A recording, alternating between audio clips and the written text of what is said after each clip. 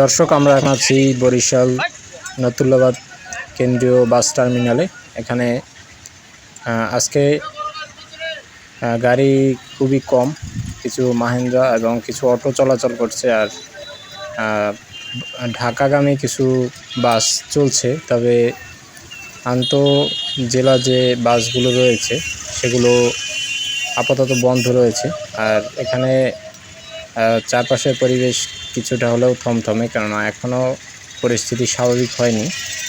তো বরিশাল নতুল্লাবাদ থেকে আমরা যাচ্ছি রূপাতলির দিকে। তো সেখানে দেখব আজকে রূপাতলির কি অবস্থা রয়েছে। তবে যে মাহিন্দ্রা এবং অটোগুলো চলছে সেখানে কিন্তু বেশি ভাড়া নেয়ার অভিযোগ আছে। তো এটি হচ্ছে নতুল্লাবাদ চৌমাথা, হাতেম আলী কলেজের যে সামনে যে চৌমাথা রয়েছে। তো সেখানেও কিন্তু গাড়ির সংখ্যা খুবই কম, অল্প সংখ্যক কিছু গাড়ি চলছে। হয়তোবা বেড়া বাড়ার সাথে সাথে আবার গাড়ির সংখ্যা বাড়তে পারে। তো এটি হচ্ছে সকালবেলা, আর এখানে এই হচ্ছে রূপাতলি বাস স্ট্যান্ড।